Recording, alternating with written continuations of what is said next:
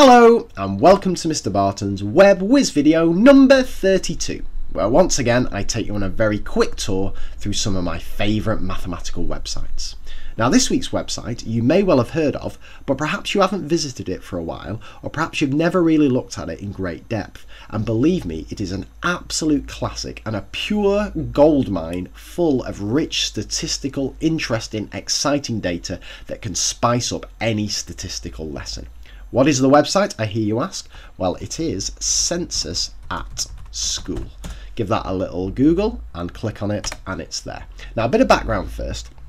To get the most out of this website, what you really need to do is register your school.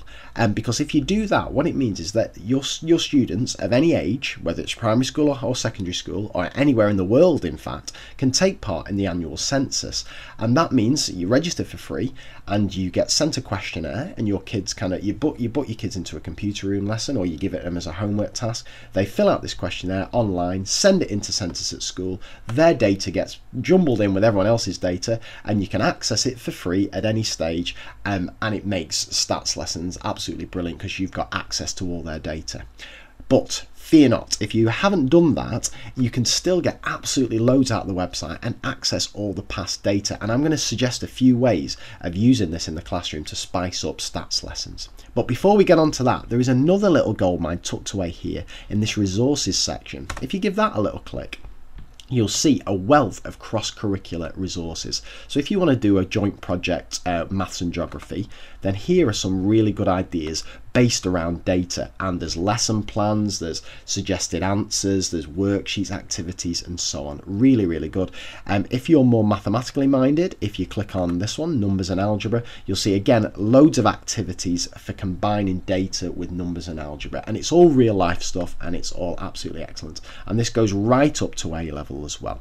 I'm not going to talk any more about those resources because I want to get onto the data, but as I say, there's absolutely loads of them there, and please have a look at those. Anyway, let's go back home and let's get ourselves some data. So as I say, you can use this even if you've never registered, never visited this site before. If you click on Get Data, the bit we're going to be looking at is this data tool. These are the bits here, request your school's data and results. That all comes if you've actually registered, and then you can access the data back. But let's have a look at this data tool. So I'm going to give this a little click. There's a very comprehensive and useful PDF guide that gives you the full details of how to get the most out of it. I'm just going to show you a very quick run through here. So click here to start the brand new data tool. It loads up, you get a lovely big fat cursor here. Give start a click and you're away. Now what happens is Census at School produces a questionnaire every year, and the last 10 of these are available for the UK on this website. If you're feeling like you want to take a trip down under, then you can see the last few from Australia and Canada and Ireland and all that kind of stuff. But let's go back to the UK, and my personal favourite is this one, the UK Secondary 2008 and 2009. And if you click on this little question mark, you get access to the questionnaire itself. So if I just download that, and here it is. Now it's not like your usual boring questionnaires. Of course you get things like height and foot length and all that kind of stuff, but you also get brilliant questions like these. Which of the following superpowers would you most like to have? Which would you prefer to be? Rich, famous, happy or healthy? Now what I've done quite regularly is I give my classes this, maybe a year 7 class, so age 10 and 11, and I get them to fill it out first, just so they get an experience of filling out a survey. So I'll just delete that. Just so they get an experience of filling out a survey. And then I set them as a homework task to take it home and get their parents to fill it out. And then we start making some diagrams or some tally tables out of these questions. And whenever they've been involved in collecting the data themselves, and whenever it's an interesting question like this, I find they're much more up for making comparisons and making predictions between the two data sets, which is what stats is all about after all. But better still, why not compare your students' results to results from students all around the country and results from students of different ages? And that's what this data tool allows you to do. So if I just go back to it, so I've got that ticked, and if I now click on next up here, I can then choose which variables I want to collect data from. Well, I'm going to use my favourite one there, which was the superpower that people desire. Notice as well that it's some are red, some are yellow. That's because some are discrete data and some continuous data. So the continuous data allows you to look at group data if you've got slightly older students. But I'm just going to look at this discrete data superpower desired. Click next. Now I can now generate an actual real life sample from all the past data that have been collected on this particular question. 100, that sounds good to me.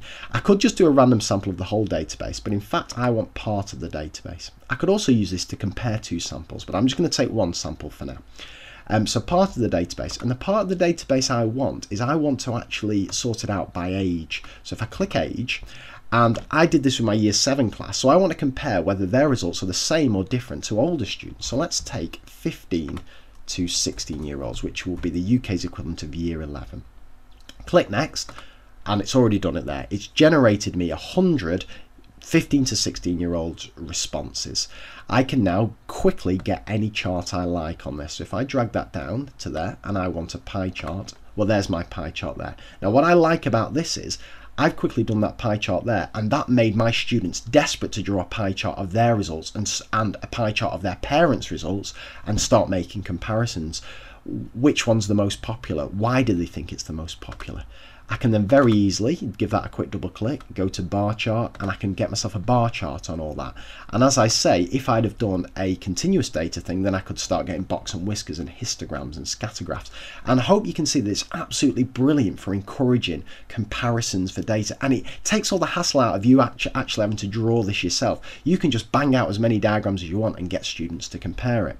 And if you want to access the original data itself from this sample, if you just give this magnifying glass a click, then you've got the whole sample there, and you've got a frequency chart. Now again, if this was continuous data, group data, you could then use that for estimating mean and all that kind of stuff. You can do ranges, standard deviations, and so on.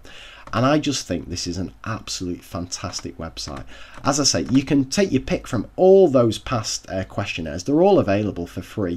And hopefully this might encourage you to register your own school for next year's one, so that then you can access their data at any stage. But please have a look around this website. I think it's absolutely brilliant for the younger students and for the older students, in getting them to see real life relevant data and make those all important comparisons that so many students struggle with.